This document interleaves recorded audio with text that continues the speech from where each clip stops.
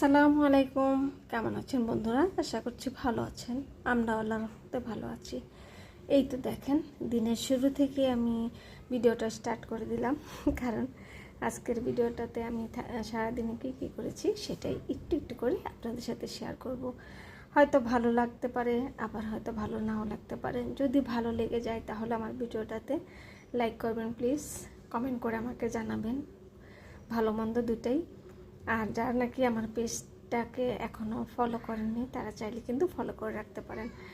এই তো দেখেন, সবজি টবজি কাটা যা দরকার ছিল কেটে নিয়েছি। আর আমার বাচ্চারা মাছ ভাজি বেশ পছন্দ করে, তাদের জন্য আমি মাছ ভাজি করে নিচ্ছি। আর আমি আজকে লাউ রান্না করব, আর হচ্ছে মিষ্টি কুমড়া ভাজি করব, আর মাছ ভাজি তো আছেই সাথে। এই তো মাছ ভাজিটা হয়ে গেছে, এখন আমি মিষ্টি কুমড়া ভাজিটা বসিয়ে দিচ্ছি। মিষ্টি কুমড়া ভাজিটা আমার হাতের ভাজিটা বাচ্চারা খুবই পছন্দ করে, কারণ মিষ্টি কুমড়া ভাজির মধ্যে আমি একটু অন্যরকম মশলা ব্যবহার করি। মানে হচ্ছে যে আমার হাতের মিষ্টি কুমড়া ভাজিটার মজা লাগার একটা টিপস হচ্ছে আমি সামান্য পরিমাণে এখানে গরম মশলা ব্যবহার করি। তো সেরকমই এই যে গরম মশলা একটু দিয়ে দিচ্ছি, হালকা একটু জিরে দিয়ে দেবো, আর হালকা একটু ধনিয়াও দিয়ে দিব। দিয়ে যে পেঁয়াজ রসুন কাঁচামরিচ তেল লবণ দিয়ে সুন্দর করে আমি মিষ্টি কুমড়াটা ভাজি করে নেব। এভাবে মিষ্টি কুমড়া ভাজি করলে অনেক মজা লাগে। আমার বাচ্চারা অনেক পছন্দ করে, তা আমারও ভালো লাগে, আমার হাজব্যান্ডটাও পছন্দ করে। এই তো ভাজিটা হয়ে গেছে, এখন কিন্তু খাবারের পালা।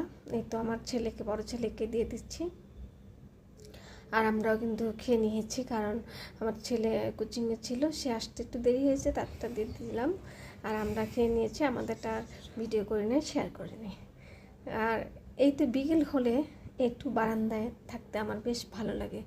বিকেলের যে মিষ্টি রৌদ্রটা, সোনালি একটা রৌদ্রে আমার এই বারান্দায় দেখা যায় থাকলে আমার মনটা একদম ফুরফুরা হয়ে যায়, ভালো লাগে।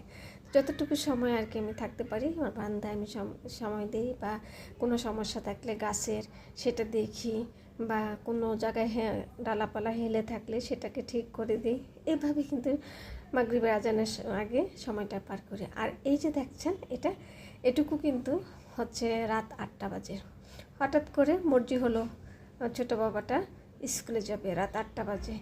এই যে দেখেন কাঁধে ব্যাগ নিয়ে সে রেডি হয়ে গেছে। মার্জি আমাকে ফোন দিয়ে বললো, আপা এই যে আপনার ছোটো ছেলে দেখেন স্কুলে যাবে, রেডি হয়ে গেছে। পর কী করলাম, বাধ্য হয়ে বের হইলাম, নিয়ে তাকে একটু রাস্তা দিয়ে এইভাবে ঘুরলাম। মানে সে সন্ধ্যার পরে একটু ঘুরতে বের হবে, এটা হচ্ছে তার শখ। সে রিক্সা দেওয়া হোক গাড়ি দিয়ে হোক একটু বাইরে ঘুরবে, এটা তার কাছে ভালো লাগে। এই তো আমি নিয়ে বের হচ্ছে, এই যে পিছনে আমি ভিডিও করছি। এই তো সে দেখেন আমাকে বলতেছে রিক্সা নেওয়ার জন্য, দেখছেন কীভাবে বলতেছে আমাকে রিক্সা নেওয়ার জন্য, মানে পিপিপ ভুম রিক্সা নেওয়ার জন্য। এই তো এই যে চাচা মিয়াটা অনেক ভালো, এইখানে সবসময় বসে, দেখা হলেই সুন্দর আদর করে দেয়। বাবাটাকে দিয়ে আজকে এই করলাম। ছোটো থাকতে কিন্তু বাচ্চাদেরকে অভ্যাসটা করানোটা উচিত, সেই জন্যে আমি ওর হাতেই দিয়ে দিলাম, তাকে আদর করে দিয়েছে, সেটা সে অনেক খুশি হয়েছে। আসার সময় কিন্তু আবার বাই করে রোদে আসছে। আমি বলছি এটা তোমার দাদা হয়, দাদা বলে ডাকো, ও কিন্তু দাদা করে ডাকছেও। আরেকগুলো আর কি করলাম না ভিডিও। এই তো দেখেন বাসায় চলে আসছি, একদম সিঁড়ি দিয়ে একা পাকা বুড়াটা উঠতেছে। জানি না কেমন লাগলো আপনাদের কাছে ভিডিওটা। যদি বিন্দু পরিমাণ ভালো লেগে থাকে তাহলে আমার পেজটাকে ফলো করে রাখবেন, আর যারা ইউটিউব চ্যানেল থেকে দেখবেন তারা আমার চ্যানেলটাকে সাবস্ক্রাইব করে রাখতে পারেন। সবার ভালোবাসা চাই, সবাইকে ভালোবাসা দিতে চাই। আমরা সবাই মিলেমিশে একসাথে একে অপরের বন্ধুত্ব হয়ে একসাথে এগিয়ে যাব ইনশাল্লাহ। এই তো বাসায় চলে আসছি, এখন দেখেন একা উঠতেছে। জাস্ট এখন বিদায় নিয়ে নিব। সবাই ভালো থাকবেন, আমাদের জন্য দোয়া করবেন, বাবার জন্য দোয়া করবেন। আসসালামু আলাইকুম, আল্লাহ হাফেজ।